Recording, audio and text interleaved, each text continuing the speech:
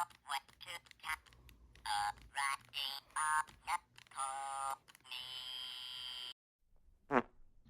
don't want to get up. I want to stay here.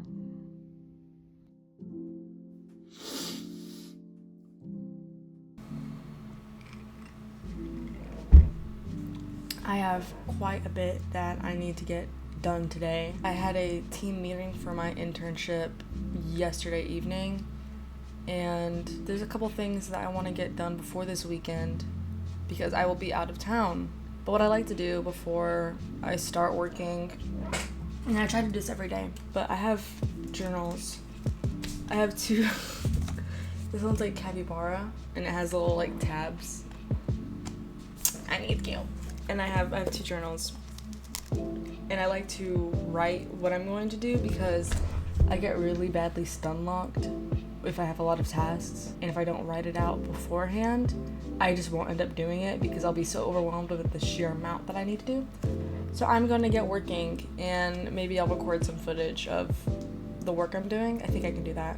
Fun things are happening here. I forgot to mention, look at these sweet pens I have. They make me want to work. Look how cute these are. Cute! Hey guys, jump scare, voice over Allie. Anyways, I kind of explained what I'm doing here later in the video, but I'm just building a modular kit, and these pieces are going to be baked down onto planes. We want this modular kit to be as simple as possible. I'll share a bit of my problem right now. Yeah, I was not going to let her talk. I'm going to do it because I just kind of start babbling here. But anyways, throwing up gang signs, okay. I'm trying to make a modular kit that is as low poly as possible because these are going to be running on essentially like a Chromebook, right? So we all know their capabilities aren't the best. So as much baking as I can do and get away with, I'm going to try to do that. And I don't have much experience doing hand painted assets, which is why you see me go back and forth so much during this process. I'm using, I think it's called Simple Diffuse, and that was monumentally helpful. It seriously sped up my process so much. Also, why in Substance Painter can you not mirror on the X and Y axis at the same time with the symmetry tool? That would have saved me so much time, and I went back and forth Googling it, and there's just simply no way. You would think that this program's been out for years and it's like industry standard, they would have a way to do it, but nope, because life can't be easy, it has to be hard.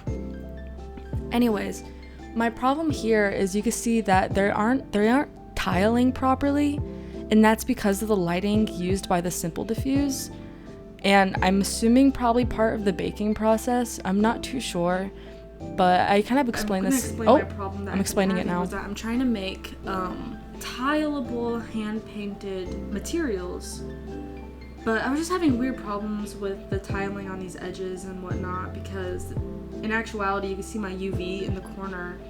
It's just like this piece, right? But I ended up figuring it out using the clone tool.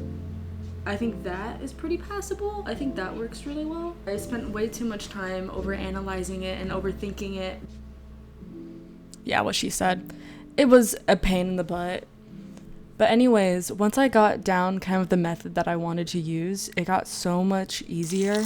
Oh, salami break! Sexy salami mommy. That was my lunch, in case if you were wondering. I'm American, so I like fried food, obviously. Anyways. I did the thing that I wanted to do. For some reason, it reverted the effort that I made to make sure this tiled right, but I know how to fix the problem now, so I'm not gonna worry too much about it. But all that like modeling I did over here, it's now the plane. It's just a plane, and we can just put this over. Ignore that I have these edges, because I don't need that anymore. I don't know what I was thinking. I wasn't thinking, that's the problem. This, so we could just go like that. So instead of having to like make more, it makes sense. And I can use the same idea for doors, right? I can make a door like that, or different variations of windows like that. So I'm super excited, and I'm very, very happy that this is actually working. Anyways, yeah, what I said right there. the same process that I used for like the windows, I used on the doors, just baking it down onto the plane. Right here, they look like bricks. They're supposed to be like roof tiles. I should say this is just like a prototype to see if this method works for what we want to do. So I wasn't giving it too much thought. I just wanted something that'll pass. So these are supposed to be like roof shingles, if you could tell. I'm not too sure. This was my dinner break. Obviously, I had more salami. I really like breakfast food. Oh, ASMR. I thought this sounded really good. Anyways, speed up. This is just me compiling the pieces into something where I can show and like display. After this, I went and I talked to my team about the best way to do roofs. I don't know if any of you guys have ever built modular roofs, but they are a pain in the butt. I tried doing like angled roofs and stuff and having all those pre-done, but the more that I did, the more complex that it got, because as buildings get bigger and wider and whatnot, the angle of the roof changes, right?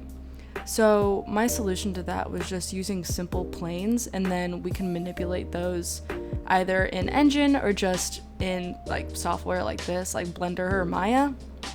And I think that's what we're gonna end up doing, but I'm still playing with some ideas, and I'll meet with everyone later to see what they think. But at least for what I need, this is the most easy solution, and I think intuitive. Anyways, here is my ending result. I know it's not too much, but I did a lot of learning through this, and I hope you guys enjoyed. Thank you for listening. Bye.